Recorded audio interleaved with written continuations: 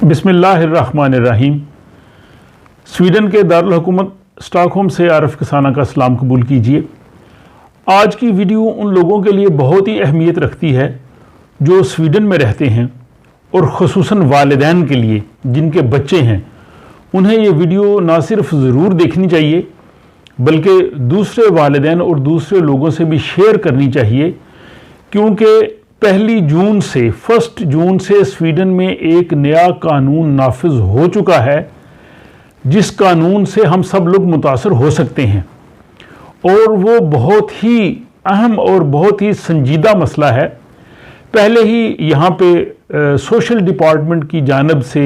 जो बच्चे हैं उनको अपनी तहवील में लेने का मामला बहुत संगीन हो चुका है। बहुत से लोग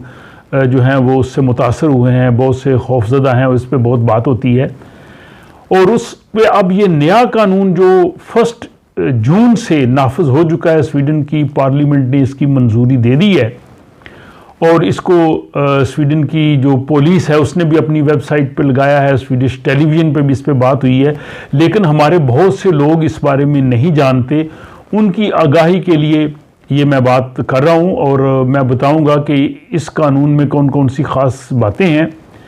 कुछ लोगों का ख्याल ये है कि ये कानून जो है वो मुसलमानों को टारगेट करने के लिए किया गया है, क्योंकि इससे बहुत ज़्यादा मुतासर वो लोग होंगे, क्योंकि वो अपने बच्चों को अपनी जो है वो वैल्यूज़ वो सिखाते हैं, उनको रोक टोक करते हैं, उनको समझाते हैं। और कुछ लोगों का ख्याल ये है कि ये कानून जो है वो स्वीडन के अपने आइन और उसके मुताबिक है। बहरहाल इस पर बहुत सी बातें हैं। पहले तो हम बात करेंगे कि ये कानून है क्या, और उसके बाद हम ये बात करेंगे कि इस कानून पे जो है वो मुख्तलिफ खदशात और मुख्तलिफ जो लोगों के तबसरे हैं वो क्या हैं, और इसके बाद हम ये बात करेंगे कि अब हमें करना क्या चाहिए, हम किस तरह से इस कानून के होते हुए स्वीडन में रह सकते हैं और अपने बच्चों की परवरिश कर सकते हैं। तो ये जो नया कानून जिसे मैं कह रहा हूँ कि 1 जून से स्वीडन में नाफिजुल अमल हुआ है, ये पहले पिछले साल दिसंबर में स्वीडन की जो हुकूमत है उन्होंने ये पूरा एक ड्राफ्ट बना के स्वीडिश पार्लियामेंट को भेजा कि हुकूमत चाहती है कि ये जो कानून है जिसको उन्होंने उर्दू में आप कह लें गैरत के लिए जबर का कानून या हेदर्स फॉर थ्रिक कह लें, यानी वो ऑनर के लिए जो लोग सख्ती करते हैं, गैरत के लिए जो लोग कदम उठाते हैं उनको रोकने के लिए ये जो कानून बनाया गया है, फिर इसको पार्लियामेंट ने मंजूर कर दिया और अब 1 जून से पूरे स्वीडन में ये नाफिजुल अमल हो गया है। इस कानून में ये है कि आप अपने बच्चों पे सख्ती नहीं कर सकते। मसलन अगर बच्चे आपके जो है वो इंटरनेट इस्तेमाल कर रहे हैं, किसी के साथ चैट कर रहे हैं, तो आप उनको रोक नहीं सकते। बच्चे किस किस्म के कपड़े पहन रहे हैं, आप बच्चों पे सख्ती नहीं कर सकते कि आप ये कपड़े ना पहने, या अपने दोस्तों से ना मिलें, या आप दोस्तों की शादियों पे ना जाएं, या इससे भी बल्कि बढ़ के, अब चूँकि कानून में चीज़ है तो मुझे बताना होगी, आप लोगों को आगाह होना चाहिए कि अगर बच्चे जिनसी ताल्लुकात कायम करना चाहते हैं तो आप उनको ज़बरदस्ती रोक नहीं सकते। ये इस क्योंकि माजी में ऐसे वाक़यात हुए थे जिसकी बुनियाद पे ये उन्होंने कानून बनाया है, और इसमें सिर्फ वालिदैन जो हैं वही इसकी ज़द में नहीं आएंगे, बल्कि जो दोस्त हैं, रिश्तेदार हैं, वो भी अगर किसी बच्चे को रोकेंगे इन चीज़ों से तो वो भी इसकी ज़द में आएंगे। फॉर एग्जांपल अगर किसी बच्ची ने कोई अच्छे किस्म के कपड़े नहीं पहने हुए और मैं उसको डांट के या सख्ती से कहता हूँ कि तुमने ये क्यों कपड़े पहने, जाके कपड़े चेंज करो, तो वो मेरे ख़िलाफ़ जो है वो अपील कर सकती है। और ये जो कानून बना है इसके तहत जो है वो कम से कम सज़ा 1 साल कैद की है और ज़्यादा से ज़्यादा 6 साल की कैद की सज़ा सुनाई जा सकेगी इन चीज़ों के बारे में कि जिसमें आप बच्चों को सख्ती करेंगे, बच्चों को उनकी आज़ादी, उनकी पसंद के मुताबिक नहीं रहने देंगे, वो अपनी जिनसी ज़िंदगी, अपनी सोशल ज़िंदगी, अपने दोस्तों से मिलने की ज़िंदगी या जिस तरह से वो करना चाहते हैं वो करेंगे। और ये सारे बच्चों के लिए जो 18 साल से ज़्यादा उम्र के हैं वो तो बालग होते हैं, उनके लिए तो किसी और चीज़ की ज़रूरत नहीं है। लेकिन किसी भी लेवल पे, खा उसमें ख़वातीन हों, खा वो बच्चे हों, लड़कियां हों, लड़के हों, अगर उन पे सख्ती की जाएगी, जबर किया जाएगा, तो ये जो नया कानून गैरत के लिए जबर का कानून है, हेदर्स फॉर थ्रिक आ गया है, उसकी जद में लोग आ जाएंगे। अब मामला सिर्फ यहाँ तक नहीं है, स्वीडिश मीडिया में इस पर बहुत ज़्यादा बात नहीं हुई, स्वीडिश टेलीविज़न ने एक मुख्तसर सी खबर दी है। मामला यहाँ तक नहीं रुकेगा। ये कानून बन गया है तो अब ये स्कूलों में, कॉलेजों में बच्चों को बताएंगे, बच्चों को ये बताएंगे कि स्वीडन में बच्चों ये नया कानून आ गया है, इस कानून के तहत आपको ये हकूक हासिल हैं। अगर आपके वालिदैन, रिश्तेदार, दोस्त या मिलने वाले अगर आपको इन चीज़ों पे सख्ती करें तो आप हमें बताएं, और जब उनको बताएंगे तो मामला पुलिस तक जाएगा और उस पर फिर जो है वो सारी वो गिरफ्त होगी जो 1 से 6 साल की कैद की सज़ा है। तो ये बहुत ही संगीन किस्म का मामला है, संजीदा नौयत का मामला है, जिस पे वालिदैन को जो है वो आगाह होना चाहिए। इसीलिए ये मैं वीडियो आपकी खिदमत में पेश कर रहा हूँ। अब उसमें यह है कि बच्चों को आप अपने दोस्तों से मिलने से नहीं रोक सकेंगे, वो सोशल मीडिया किस तरह से इस्तेमाल करते हैं वो नहीं रोक सकेंगे, वो कपड़े किस किस्म के पहनते हैं आप उनको नहीं रोक सकेंगे, अगर वो को पढ़ना चाहते हैं या नहीं पढ़ना चाहते, या अगर वो काम करना चाहते हैं उसके लिए आप नहीं रोक सकेंगे, वो शादी करना चाहते हैं या नहीं करना चाहते, या आप उस पर ज़बरदस्ती नहीं कर सकते, या वो अपने जिनसी ताल्लुकात कायम करना चाहते हैं। या इसमें बाद में बाज़ ऐसी सूरतें भी आएंगी कि जिसमें अगर आप मजहबी चीज़ों के लिए बच्चों को ज़बरदस्ती करें, उसमें मारपीट करें। ये जो कानून है ये तकरीबन 50 सफ़ात हैं, लेकिन इसका खुलासा जो है वो इस मुख्तसर वीडियो में आपके सामने पेश है। अब दूसरी सूरत हाल आई कि इस पे जो खदशात हैं, अब जैसे मैंने कहा कि बहुत से लोगों का ख्याल ये है कि ये जो है वो हमें मुसलमानों को टारगेट करने के लिए किया गया है, और इसमें जो यहाँ की जो उम्मियों की एक अदालत है उसका ये कहना है कि इस कानून के आने से जो है वो एक मखसूस जो लोग हैं वो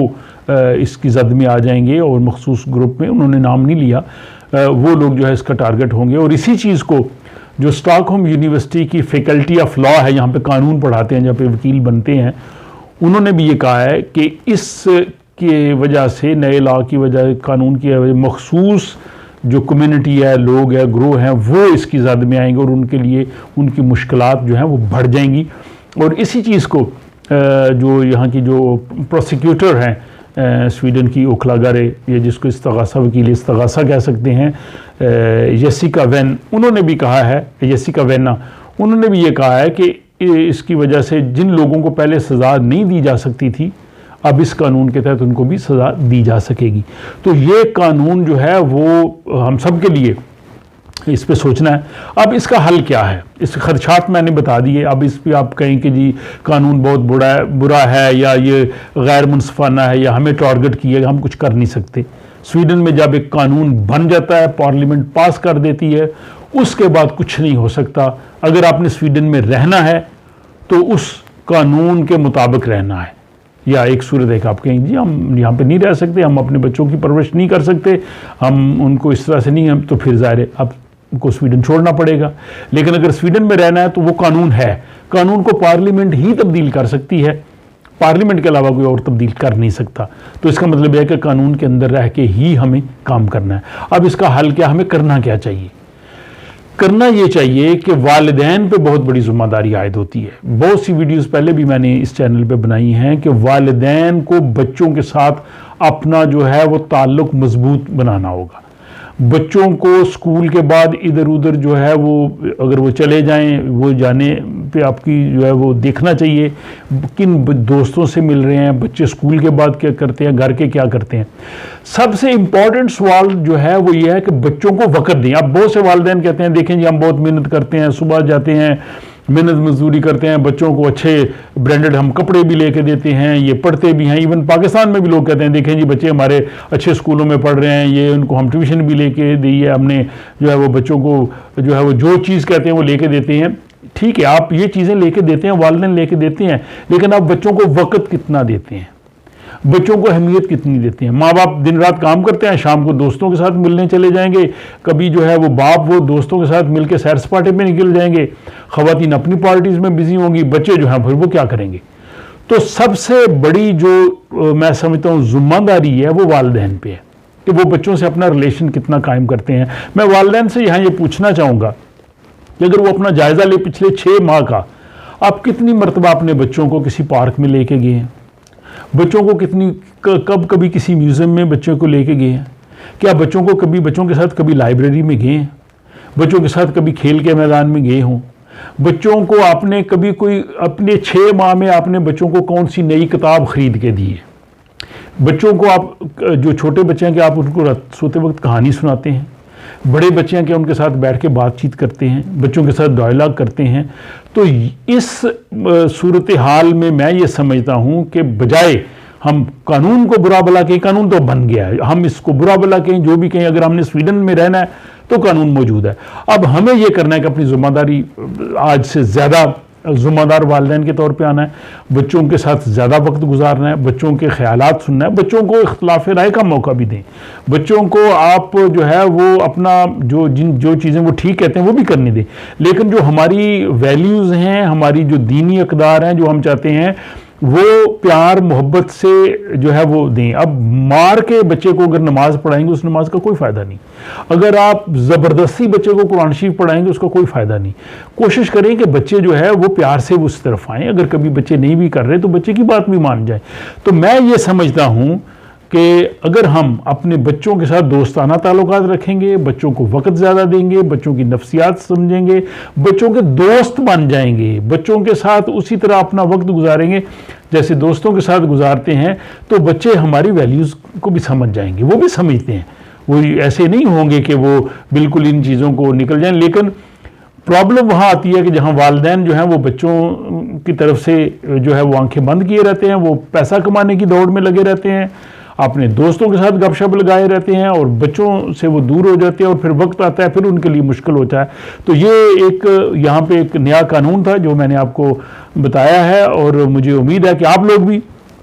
इस बारे में अपनी राय का इजहार कर सकते हैं, कमेंट्स बॉक्स में लिख सकते हैं, तजावीज़ दे सकते हैं। इस हवाले से मज़ीद जो अपडेट्स आएंगी वो भी मैं आपकी खिदमत में पेश करूंगा, और दुआ यह है कि खुदा ताला हमें आसानियाँ दे, हमारे बच्चों को भी अच्छा इंसान बनाए और हमें भी अच्छे वालिदैन बनने की तौफीक दे। अपना ख्याल रखिएगा और मुझे अगली वीडियो तक के लिए इजाज़त दीजिए। खुदा हाफिज़।